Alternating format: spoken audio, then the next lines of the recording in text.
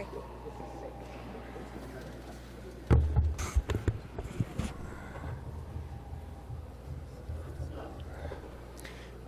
About a week ago, I reported to New Yorkers on the status of the coronavirus, and I said at that point it was a question of not if but when.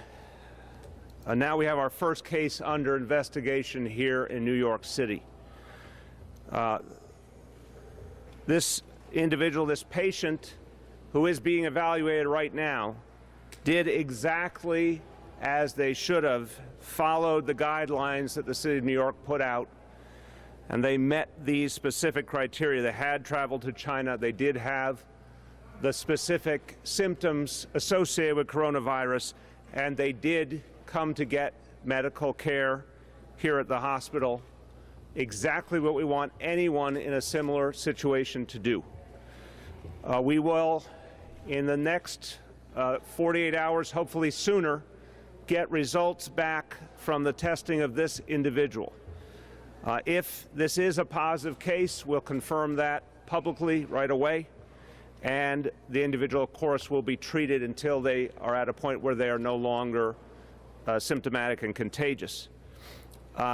Also, if it turns out to be a positive case, the Department of Health will do the work that it is well known for in tracing back all substantial contacts the individuals had to ensure that anyone else who may have been affected gets the potential medical treatment they need. That work would start immediately in the instance of a positive measure. What I would say as a non-doctor, and then you'll hear from our Commissioner of Health, is there is still a lot we do not know about the coronavirus, a lot the global medical community does not know. What we do know causes us a tremendous amount of concern and causes the City of New York to be in a high state of readiness. This is a disease now with over 12,000 cases worldwide, 8 of them here in the United States, and 259 individuals have died so far globally. We take it very, very seriously, and we will use all measures at our disposal to protect New Yorkers. And obviously, we are working now with the guidance provided by the federal government. We're going to work immediately to implement that guidance. There's a lot we still need to get clarity on regarding it, the orders that were issued. There's a lot we have to work through with the Centers for Disease Control. There are many outstanding issues. But what's clear is we're going to work immediately to keep all New Yorkers safe. My message to New Yorkers, first of all, for the vast majority of New Yorkers, the most important thing to recognize is this issue is being addressed. It's being addressed by the federal government. It's being addressed by the city government, which has the strongest public health apparatus in the nation. People should be very clear about what this disease is and what it isn't. And New Yorkers, I always say, are not intimidated easily. New Yorkers should go about our lives, continue doing what we do normally. You can rest assured there will be constant updates on the situation.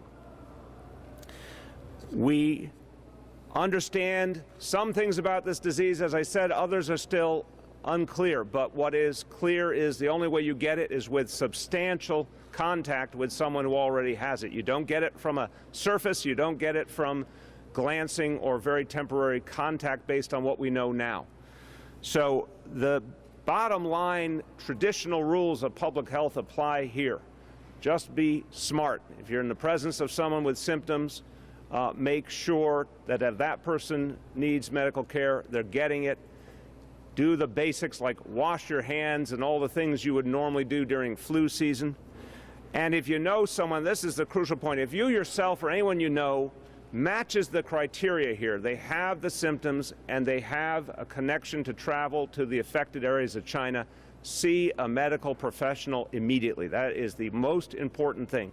For the vast majority of New Yorkers, they will never have a reason to have to follow that guidance. But for anyone who has been to the affected areas of China or been closely connected to a family member or others who have the symptoms, and then if they have those symptoms themselves, that's the kind of person who needs to get to a doctor immediately, and I have to emphasize immediately. That's how we ensure that each individual gets the help they need and that this problem does not spread. We are going to be working together again, federal government, state government, city government, all together. And I ask every New Yorker to help spread this information. And if you yourself need care or you know anyone who does, do not hesitate. Get that care right away. Just very quickly in Spanish before turning to our health commissioner. Es posible que hay un caso de coronavirus en la ciudad de Nueva York. El riesgo sigue bajo, pero todos deben seguir medidas de seguridad. Si usted estuvo en el área afectada o si tiene algún síntoma, vaya a un doctor de una vez. With that, I'll turn to our Health Commissioner, Dr. Auxiliadis Barbeau. You a little extra height there. Yes, there you go. I'm gonna try. You can do it. Thank you. Good evening. So as the mayor says, we are confirming our first individual who has been designated as a patient under investigation.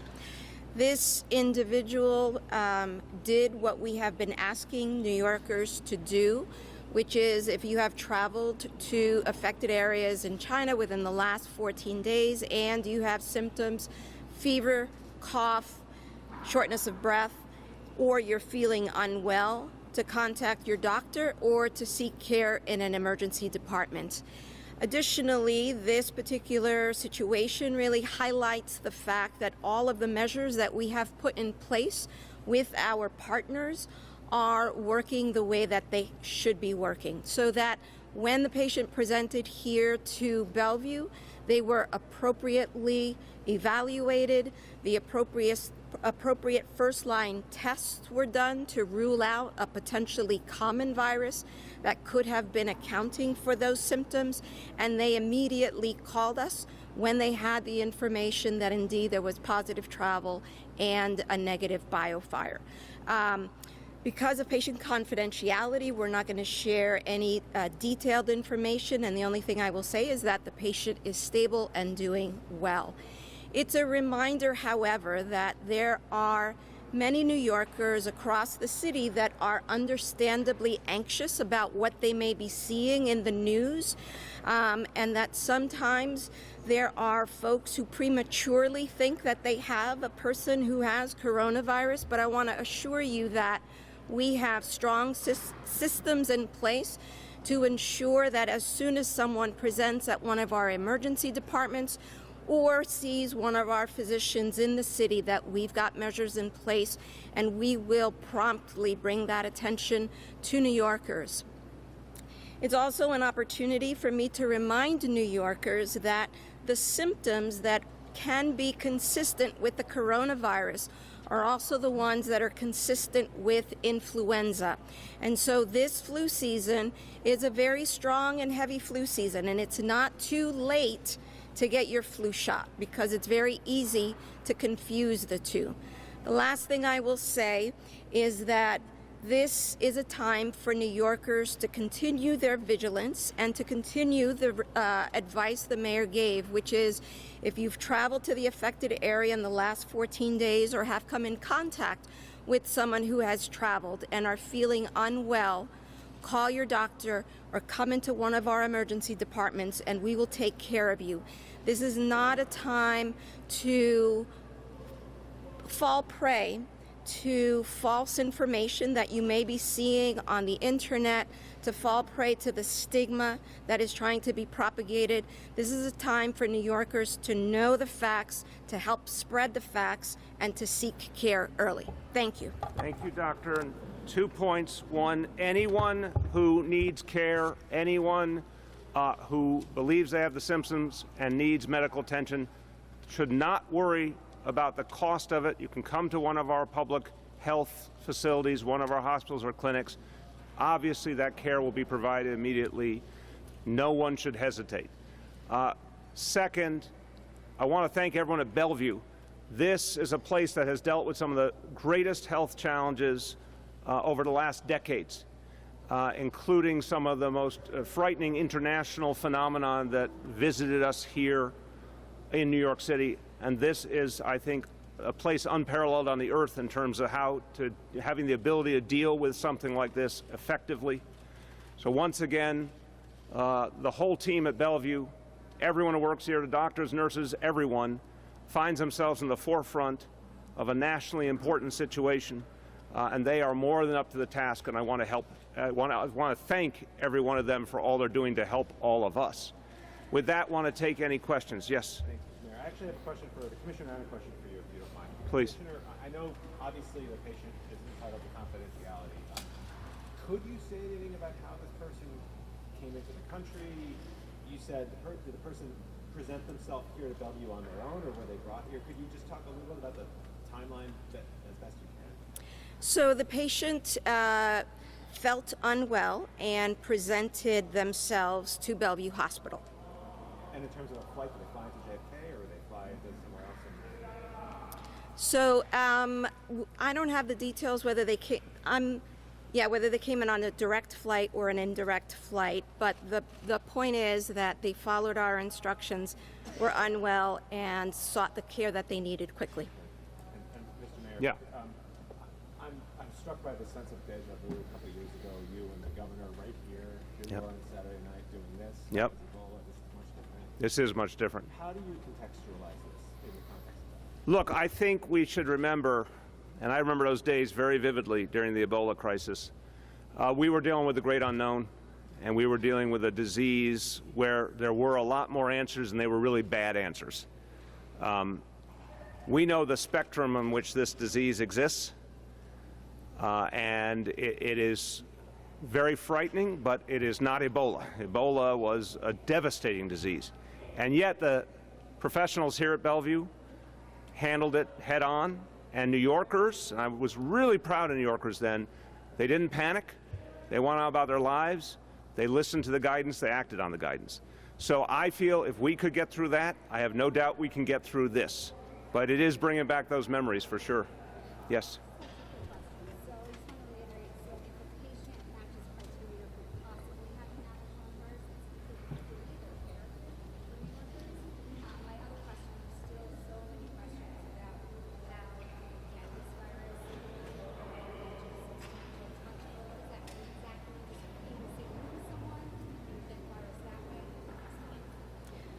The first part, I'll just Yes. jump in the first part.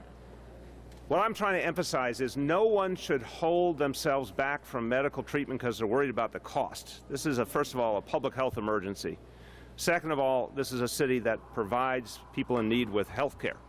So what I'm trying to make sure does not happen is someone is worried how are they going to pay their private doctor, and they hesitate to go get care, which puts them in danger and everyone else in danger. If you have the symptoms and you don't have a doctor to turn to, come to one of our facilities, health and hospitals, and you will get care. Go ahead, the second part. So in terms of the way in which the virus is transmitted, it's transmitted by droplets, which means that someone who coughs, sneezes, and doesn't cover their mouths can potentially transmit the virus. It's not spread by airborne the way that, for example, measles might be transmitted. And so every day we're learning more about the way in which this virus is transmitted and how easily it can be transmitted. For right now, we feel confident that the most likely way to be infected by the coronavirus is by having extended contact with household contact, so family members, people that may live together. It is, however, also known that there can be transmission out of the home, but we're not quite yet certain how easy that might be. Having said all that, I'm just wondering, mention a couple hundred thousand people. What precautions are you taking in the hospital now? Isolate said patients. A lot of people wonder, what's the status of the patient?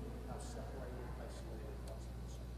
So as I said earlier, the patient is stable and is receiving care in the appropriate level of infection control that is indicated. This is an opportunity to remind New Yorkers that this is not something that you're going to contract in the subway or on the bus, and we want New Yorkers to practice everyday precautions that we ordinarily share during this time of the year, which is to wash your hands frequently, cover your mouths and your nose when you cough or you sneeze, and if you're feeling sick and you have these symptoms, call your doctor because it might be time for you to get your flu shot.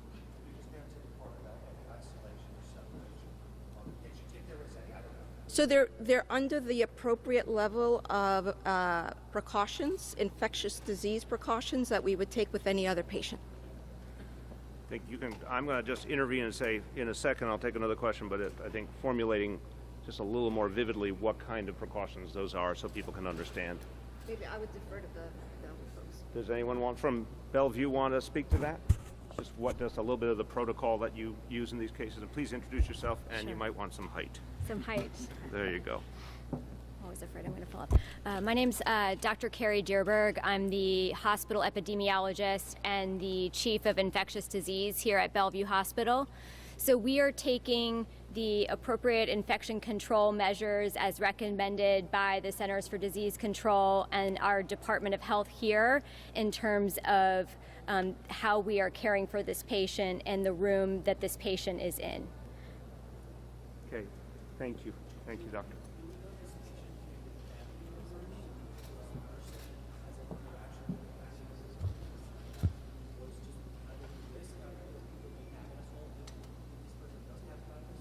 So this person, there is no family here in New York City. Yeah, and that was one of the things, so just so everyone understands the level of vigilance that's already being implemented. Department of Health, working with health and hospitals, immediately checked to see if there were other family members. Had there been, there would of course been the inquiry, were any of them symptomatic? But this was someone who was staying in a place that was not with family or friends. Yes? There's some things I'm hoping to ask about the patient that wouldn't involve identifying him or her. What were the symptoms the patient was feeling? How did the patient think something's the matter? And why tell that the patient knows? I will start and then I will defer to my Bellevue colleagues. So the symptoms were fever, cough, and a runny nose. Like that simple, and just not feeling well. You know, I don't know why she chose to come to Bellevue, but I'm glad that she did because it's one of the jewels that we have in our public hospital system. And it's internationally famous, but anything else you want to add to the questions? No. When you say that you ruled out flu and common cold, what other possibilities could it be besides coronavirus if it turns out not to be? You want to speak to that? So as a part of evaluating any of these cases, we look for other respiratory viral illnesses that are actually much more common in our communities, such as influenza, which we're actually seeing a lot of right now, and also see in return travelers. So part of our protocol is to evaluate people for other respiratory viral infections, such as the flu. Yes. Did this patient? So I mean, maybe you haven't gotten to this point yet, or maybe, I don't know. I'm still curious about how this person arrived to the U.S. from China in the context of the work that DHS and CBP have been doing to monitor people. Was this person part of that monitoring program? Yeah, I mean, if either of my colleagues knows the answer, we'll certainly tell you what we can, but I'm not sure we have all that history at this point. Okay. Well, I think that, look, this thing's been evolving over days, and a common sense point, what we know is there's an incubation period, so someone might have come in without exhibiting any symptoms and then start to exhibit them later. I think the important point now is, here's someone who did the right thing. And they did the right thing for themselves, and they did the right thing for everyone else by coming in and getting care. So you all now are in a position to do a tremendous public service to say, okay, here's someone who, they're not from here, but they did exactly what we would want them to do. And maybe the only place they heard of was Bellevue Hospital. I'm glad they came to Bellevue, right? I'm glad they didn't wonder, where am I going to go, or maybe I can't go there, or whatever. Just get to medical help right away, please. Two very quick questions. One, can you be at all specific about where explain a little bit why this can't be tested for locally and what's being done about it? We're trying to change that. So the person came from mainland China, and we actually are working very closely with CDC, and we are hopeful that we will soon be able to do the test here at our public health lab, which is actually just across the street. The issue is, since it's a new test, there are set protocols in place where the CDC first has to standardize the way it runs the analysis. They have to get a waiver from the FDA, and then they're able to then transmit it to localities that have labs that have the specialized equipment and skill staff to be able to do it. And so we fit that bill, and my hope is that within a week or 2 weeks we will be able to start doing it here in the city. Let me just add a little urgency to that. A week ago we were already saying at the previous press conference we were asking the CDC to authorize New York City to do the testing.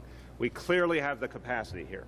So I know the CDC has its hands full, but it would actually help everyone. It would also help the CDC to authorize New York City to do this testing. This is the premier public health apparatus in the nation. We could help move on these issues more quickly if we had the capacity to test. Grant us that ability. That's my plea to the CDC.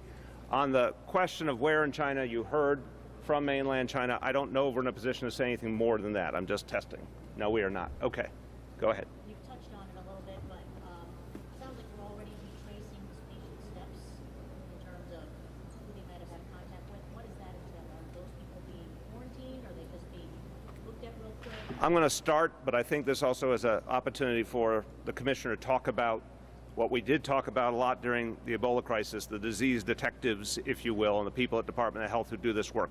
But I want to say the beginning.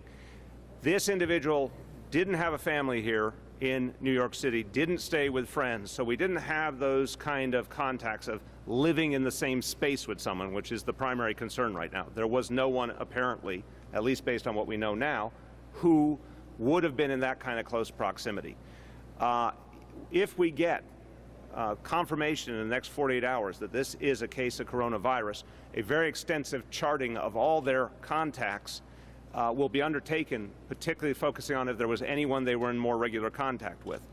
But we don't know enough yet in this case to say there is anyone like that. I'm actually happy to say we know for sure they were not staying with any individual here in New York City. At least that's what we have right now. Now, Commissioner, I think everyone would benefit from you explaining just how that quote-unquote detective work happens in general. So I want to start off by emphasizing something that the mayor said. This person is not yet a confirmed coronavirus patient, and so we are, and given the fact that they have no close family contacts, which is most likely to be the route of transmission, we haven't yet initiated these protocols. However, we have very robust measures in place to be able to identify and retrace someone's steps, be able to determine what the potential risk may have been based on where they were, to then determine to what degree we then need to do the individual contacts and then the appropriate public health education to make sure that if those individuals haven't heard the recommendations about contacting us, if they're symptomatic, that they know how and when to contact us. Commissioner, I'm just going to jump in on that. Could you just a little bit more on how it works, the kind of questions that, again, I don't know what their formal title is, but the disease detectives, the kind of question, the kind of mapping they do?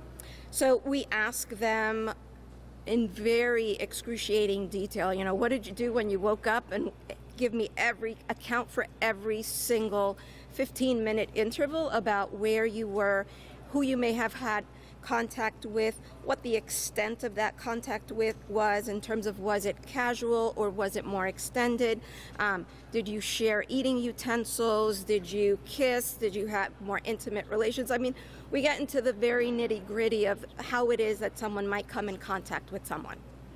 Can you tell us when this patient came to Bellevue, and can you tell us if there are other patients in other places that are being watched that could get to this level? So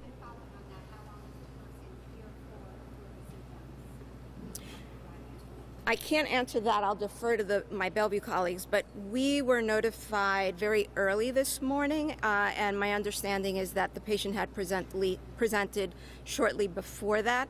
At this point, there are no other individuals in the city that have reached the threshold of being a patient under investigation. You're still too low. I'm still too low. I'm trying so hard. I can confirm that the patient arrived here very late last night, and the patient was in the United States for approximately 2 days before developing symptoms. The federal government announced yesterday a whole series of new precautions, extending the travel ban to people who've been foreign nationals who are in China, and U.S. carriers are stopping flights. Are you satisfied, Commissioner, that that's effective? Should it have happened sooner to be more effective, or is that good policy? I may not be a public health expert, but my job is to protect all New Yorkers. So I'll say I think there is a common sense reality here that this disease has been growing rapidly all over the world, and that it is particularly problematic because we don't know everything we want to know about it. So taking actions to try and stop the disease from spreading into other countries makes sense. There's a lot that we still need to sort out with the CDC. This happened pretty suddenly, so there's a lot of practical issues that have to be resolved. There's real work to be done. If we had a number of people who needed to be in isolation, how to do that the right way. Clearly, there could be a very substantial expense, and we would expect, as we have in past crises, the federal government to help and assist us with that. But the basic notion that very serious actions had to be taken, I agree with that. And we're going to do everything we can to take the federal government's instructions and put them into action. We don't know yet what the extent of that will be, but we're going to do everything we can to keep New Yorkers safe. Yeah. Can you just describe a little more of what's happening right now? Is the patient receiving some kind of treatment? Are hospital staff protecting themselves, or how exactly are hospital staff protecting themselves if the patient were to have? Okay, wait. Just do the first few. Yeah. Step up. You have a medical degree. I'm trying. I think I'm trying to just grow. So the staff are wearing the appropriate level of personal protective equipment as recommended by Centers for Disease Control to keep themselves safe. The patient is receiving good supportive care, but no other specific treatments. Yeah.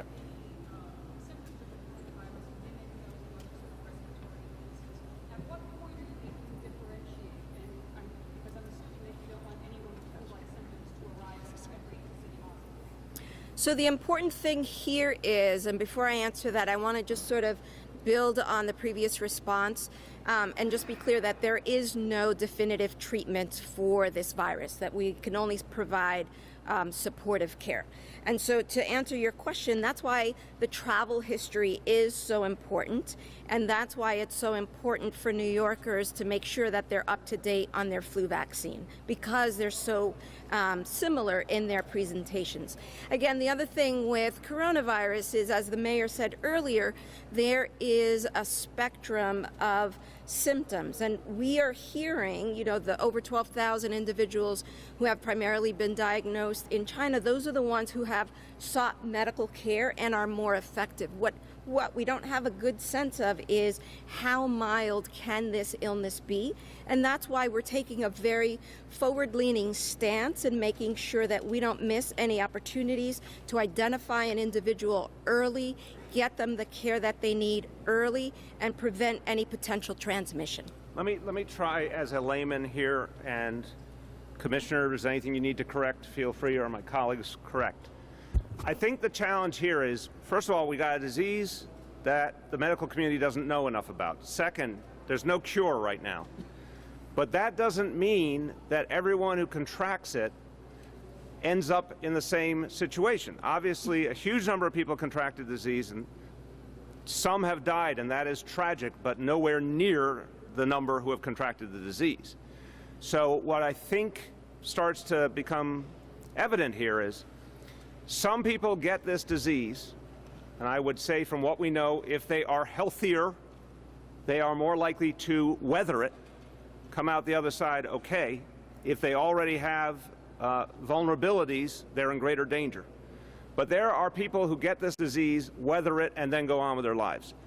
What we're trying to make sure is if you contract this disease, you don't give it to other people. So that's the fast action to get them away from everyone else and make sure they're isolated and supported as they get well.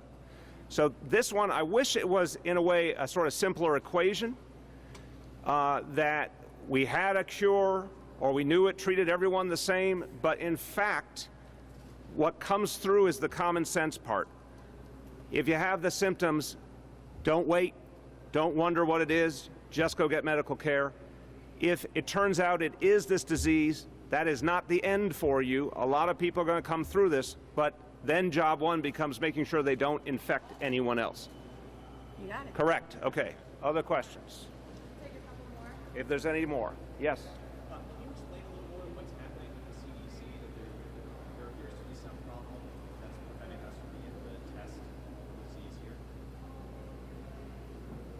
So I wouldn't say that it's a problem. I would say that it's a new test that was developed and that has to go through the proper protocols to confirm that results are replicable and consistently so. And then once that test was refined, this next step is getting FDA approval to have non-CDC labs run that test. So, we had a similar situation when we were fighting against Zika. That was a novel virus where a new test had to be developed. Initially, we were not able to do it in the city, but in short time, the CDC was able to perfect the test, send it to us. We were able to do the internal controls and get it up and going quickly. Let me agree with my colleague, but add again a layman's point of view. I'm sure that's all accurate, but they should do that as quickly as possible. We need as much urgency at the CDC as possible. Sometimes bureaucracy stands in the way. So I want to know that they're doing everything in their power to speed the process so we can give that test right here in New York City. Are they? I'm not an expert. I'm saying we asked for it a week ago. We're still asking for it. They better pull out all the stops, because the faster they do that, the better off everyone will be. Anyone else? Last call. Yes. So the coronavirus is spreading in China for a while, and also for in New York City, that every patient has to send back to CDC for the new test. Are we going to have the new testing at the hospital or self-serve? If we get the right to do the test, where would we be doing it? For right now, it would be only our lab to do that test. Across the street. Well, that's close. The public health lab, yeah. No, our lab, our New York City. A highly secretive facility across the street. But if someone presents, I'm sorry, at any facility in the city Yes. or in the region, it'll go to your lab. Right, because, Right. and the care, let's separate where the formal test is done from where the care is given. Go to wherever you can get care right away. The important thing to emphasize is that this is a two-step diagnostic procedure.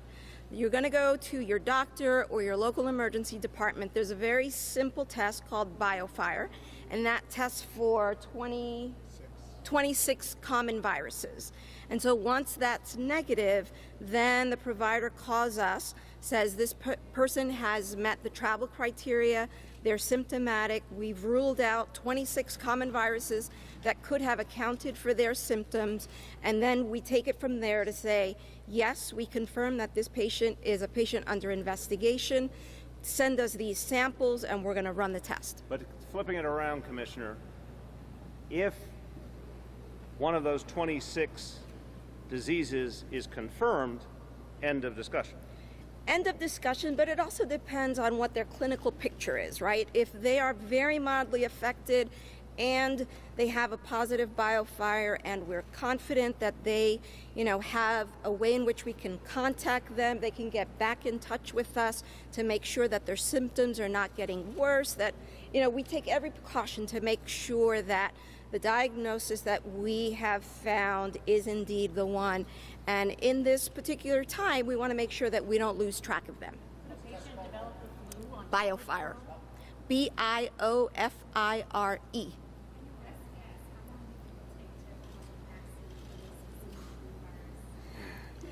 Months. Yeah. Why don't introduce yourself, You can please. ignore the box. I'm going to ignore the box.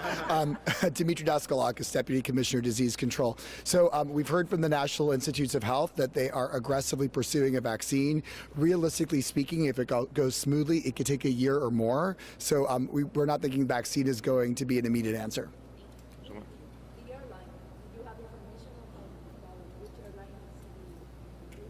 I don't think we have that, do we? No, we do not. Last call. Where are these tests being sent to?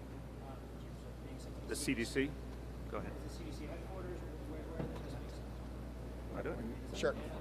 So the testing that the sort of standard viral panel that you heard about, the biofire that Dr. Barbeau referred to, that's happening at local laboratories. So I think, for instance, this one happened at Bellevue. So they did that initial screening. Testing for the coronavirus specifically is being sent to Atlanta to the Centers for Disease Control. That's who currently is doing testing. Do we know if it's already arrived there in Atlanta yet? It is on its way. And then just to be clear, the patient just walked in to know. Patient came by EMS. I'm using the box. There you The go. patient came by EMS. How did that whole process begin? That I'm not sure. Okay, so I think that covers it for now. Any new developments, we're going to alert you right away, and we'll keep you posted as we go along. Please spread the word to New Yorkers about the precautions they should take, and please spread the word to the CDC that we need the ability to give that test right here in New York City. Thank you. Thank you.